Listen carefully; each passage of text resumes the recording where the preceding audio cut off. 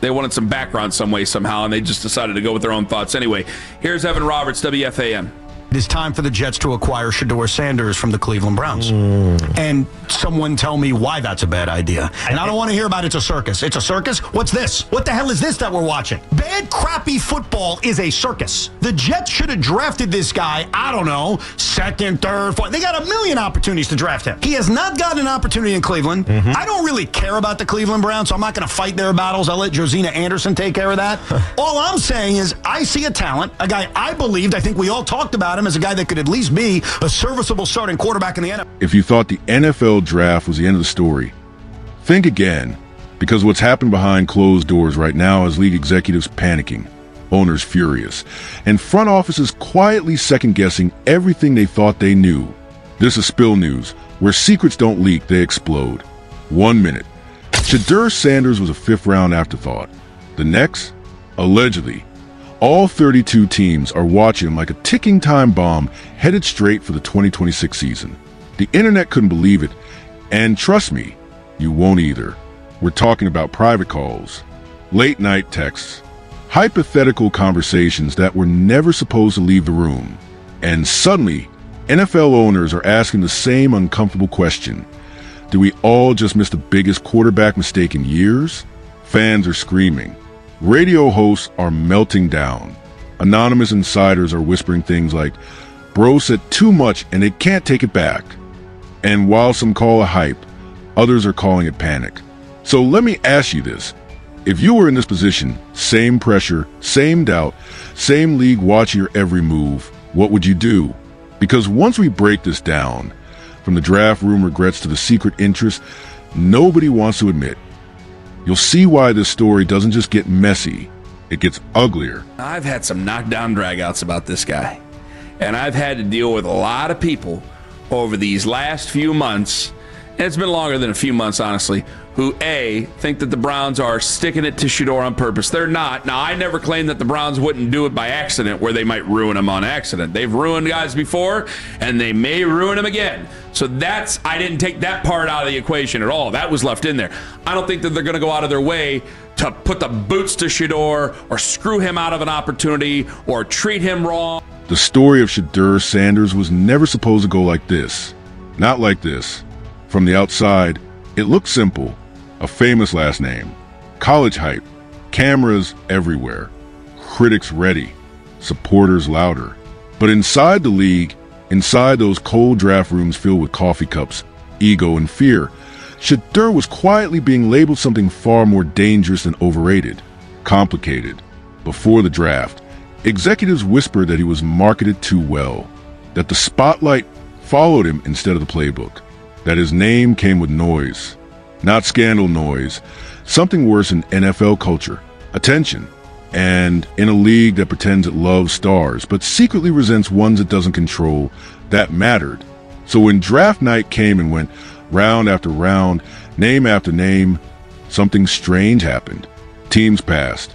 Again, and again, and again. Analysts tried to spin it. System fit. Arm questions. Ceiling concerns. But behind closed doors, scouts were more honest. They didn't hate the player. They feared the circus they thought came with him. By the time Cleveland finally took the call, it wasn't celebration. It was relief. A low-risk pick, fifth round, cheap contract, minimal commitment. If it worked, great. If it didn't, no one would lose their job. That's how the league protects itself. Not by being right, but by minimizing blame. City, I have a Missouri. Monday leave Ben. now. Ben. Yes, I'm here. We have you. Go ahead. Yeah, so I heard what you're saying about potentially having this crew take a look at what you have in Shedeur. But my problem with that is they ran Baker off. So what faith do you have that they're actually going to know what they're looking at whenever you get to see him? Well, at least I get to see him, don't I? You do. I got to tell you, Working behind the terrible offensive line. Yeah, Ben, that's not a bad. He's going to have a bad offensive line. On paper, Shedeur arrived in Cleveland the way rookies are supposed to. Smile for the cameras, shake hands, hold the jersey, say all the right things. Inside the building, though, the message was colder. You're here to compete. Nothing is promised. Don't expect patience. And most importantly, don't expect control. Because here's the part fans don't see. Rookie contracts aren't just cheap deals. They're cages. Years of leverage stripped away before a player ever understands a business. Time owned, image regulated, future delayed. For decades, the system worked because players had no choice. Sit quietly, wait your turn, hope someone believes in you before the clock runs out. And early on, it looked like Shedeur was falling into that same pattern. Practice reps came and went. Media narratives hardened fast. Not ready. Project. Backup ceiling. Cleveland sports radio began arguing with itself. One host would defend him. Another would roll their eyes. Listeners picked sides. And slowly, subtly, something else began forming. Not around a performance, but around how much energy people were spending talking about him. That's always the first red flag. Because in the NFL, silence is safety. When people start arguing, it means doubt has entered the building. Doubt spreads faster than tape, faster than stats. And once doubt reaches ownership, it becomes paranoia. The Browns struggled. Wins didn't come. Quarterback decisions piled up. Veterans rotated. Younger arms got looks. And every time Shedeur didn't play, the same question lingered in the background like static. What are they afraid of? Fans started noticing. Bloggers leaned in. Clips from radio shows circulated online. Arguments became louder. One Cleveland host admitted on air that he'd been in knockdown dragouts defending Shedeur. Not because he thought he was a superstar, but because he didn't think he'd been given a fair look. That distinction mattered. It wasn't hype. It was frustration. And frustration in this league is contagious.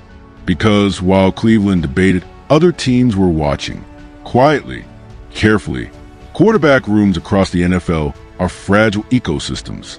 One injury, one bad stretch, one locker room fracture, and suddenly a franchise is desperate. And desperation doesn't always chase perfection.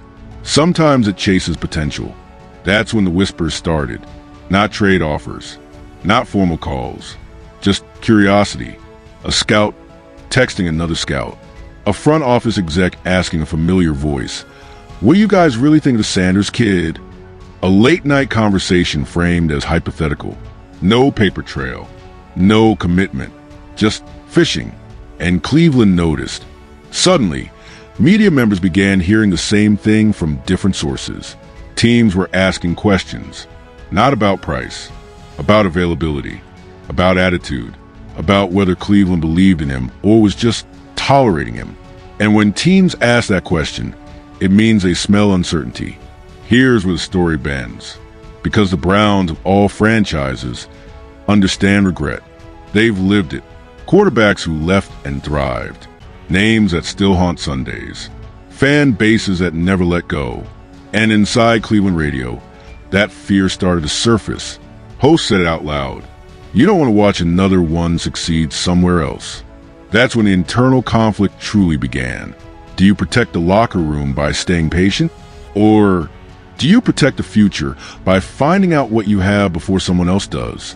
The season wasn't going where anyone hoped. Wins felt distant. The calendar moved forward. And with every week, the pressure grew. Because while fans debated fairness and analysts debated ceilings, NFL owners were watching something else entirely. Market reaction, social engagement, jersey sales, media cycles, name recognition. And suddenly, Shedeur Sanders, fifth-round pick, limited snaps, no headline stats, was generating more conversation than quarterbacks drafted 3 rounds ahead of him. That terrifies owners. Because attention without ownership is dangerous. It means a player has gravity. It means people follow him whether the league wants them to or not. And when that happens, control starts to slip. By the time January crept closer, this wasn't just about football anymore.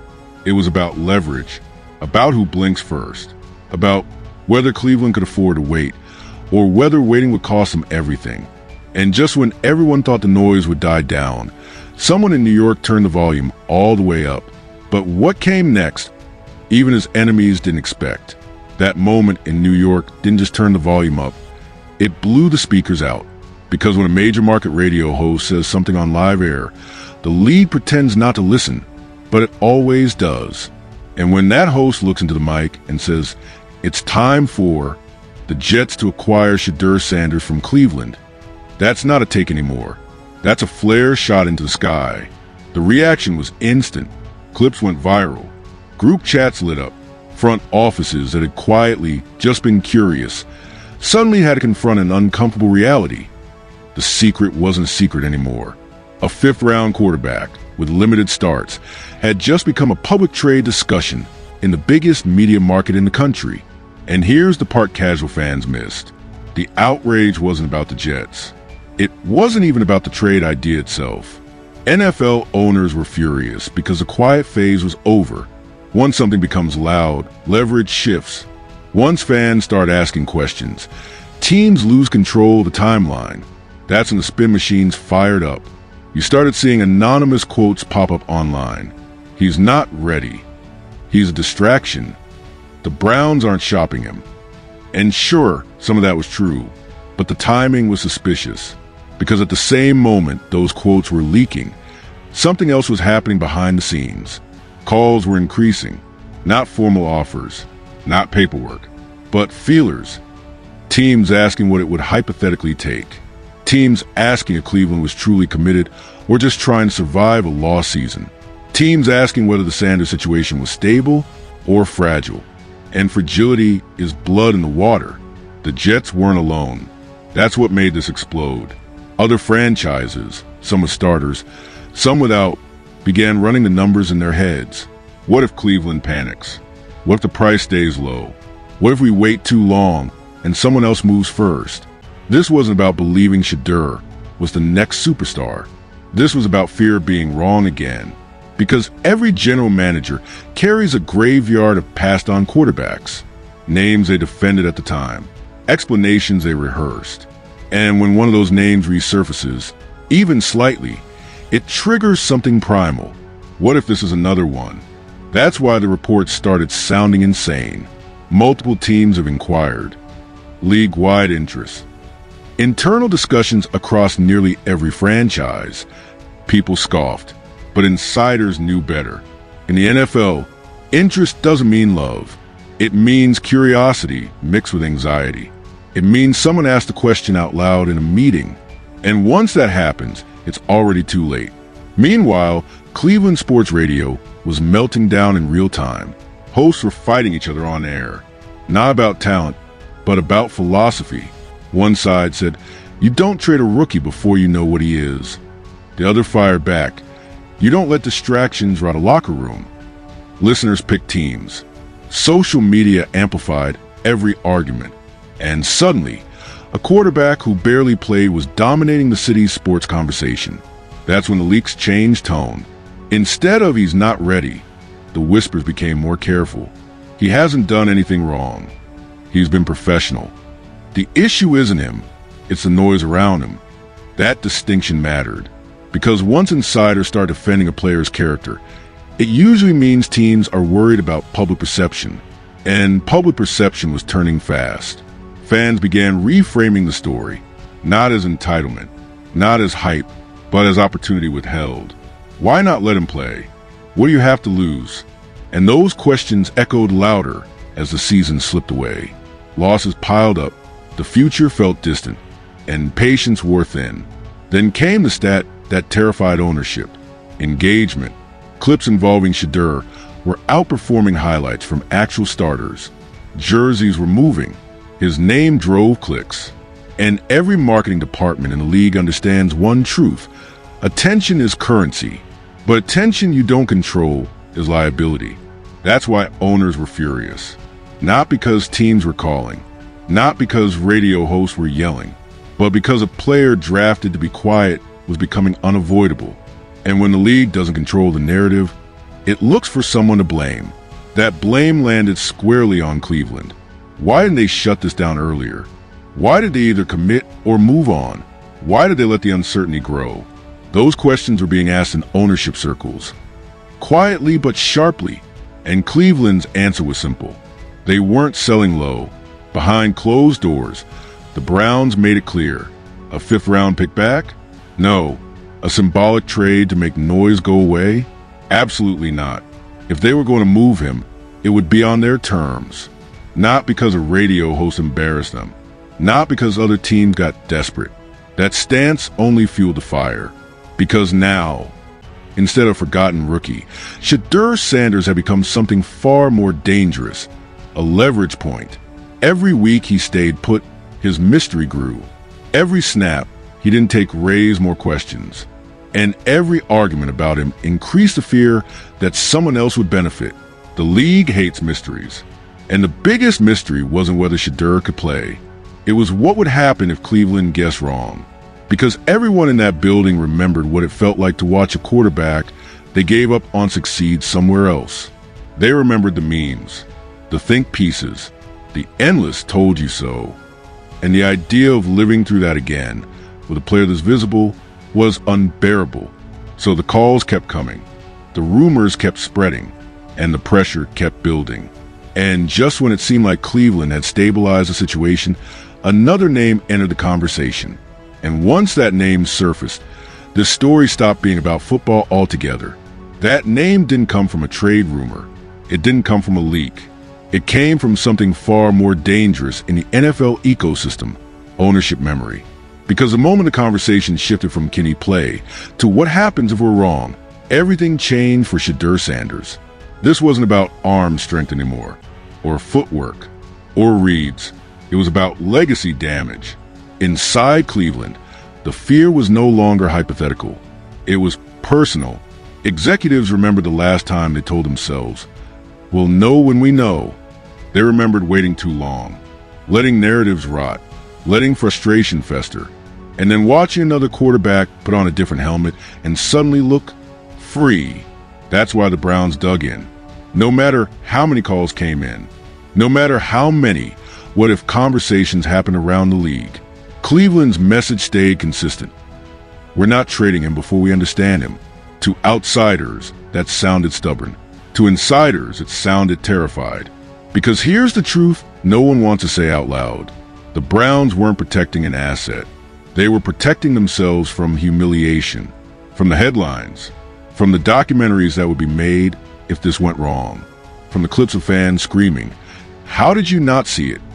And around the league, other teams understood that fear all too well. That's why the inquiries didn't stop. They just got quieter, smarter, more strategic. Teams began asking different questions. Not can we trade for him? But what would it take for Cleveland to blink? Because desperation doesn't always look like panic. Sometimes it looks like patience. Sometimes it looks like waiting for the moment when pressure cracks resolve. And pressure was building fast. Cleveland's season slipped further out of reach. Fans grew restless. Media grew louder. And every time the quarterback room shuffled, the same argument reignited. Why not see what he's got? That question haunted every press conference, every radio segment, every late-night production meeting in sports media. And here's where the emotional shift happened. Shedeur didn't implode. He didn't leak frustration.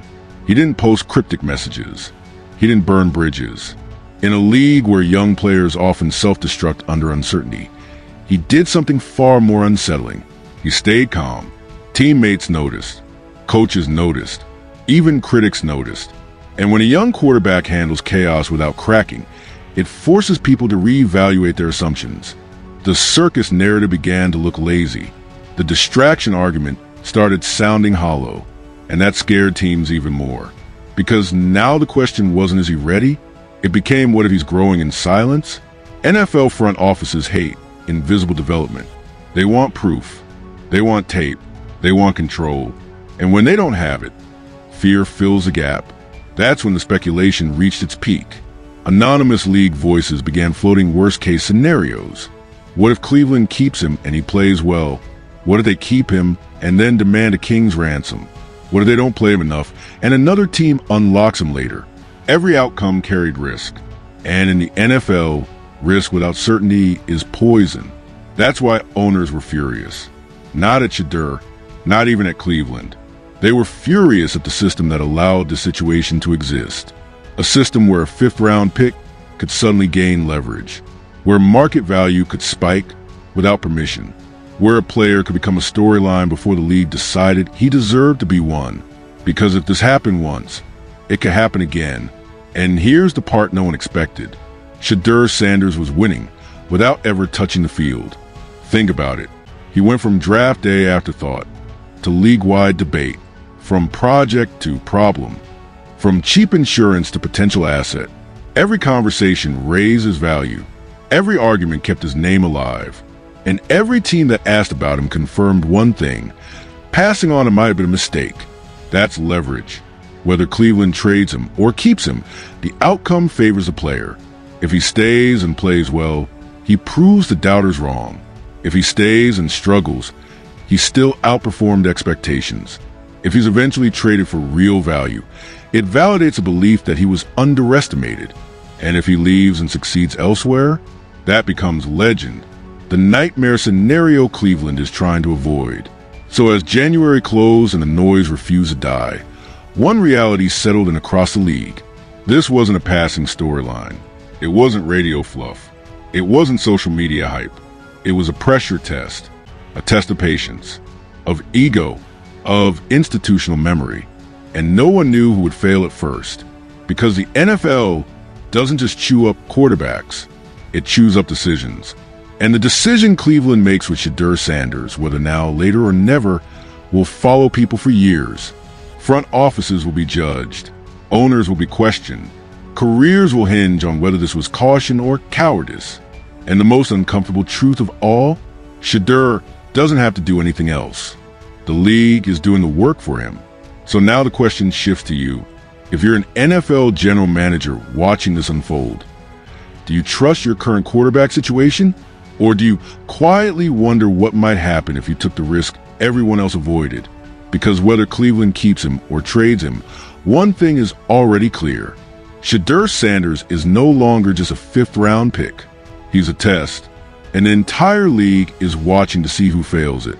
So now that you've seen how this really unfolded, the whispers, the panic, the quiet phone calls nobody wanted leaked, the question isn't just about Shedeur Sanders anymore. It's about decision-making under pressure. It's about how fear runs the NFL just as much as talent does. Because let's be honest, this league has a long history of getting it wrong. Passing on guys, labeling them too loud, too risky, too complicated, then watching them succeed somewhere else while excuses pile up and jobs quietly disappear. So I want to hear from you. If you're sitting in that GM chair right now, do you trust what you have at quarterback? Or are you secretly watching the situation unfold, wondering if this is the one mistake you'll regret for the rest of your career? Would you make the call? Would you take the risk? Or would you play it safe and hope history doesn't repeat itself? Because here's the uncomfortable truth. By the time the league agrees on a quarterback's value, it's already too late. The smart moves happen in the shadows, and the biggest regrets usually start with the words, "we almost." Drop your thoughts in the comments right now. Which team should go all in if the door even cracks open? Do the Browns ride this out? Or are they setting themselves up for another "we told you so" moment? And if you want to stay ahead of the stories that don't make it to the press conferences, the rumors they try to bury, and the decisions that change careers overnight, hit that subscribe button. Because this story isn't over. The calls aren't stopping. And the pressure? It's only getting heavier. Stay locked in. More updates are coming. And trust me, you're not going to want to miss what happens next.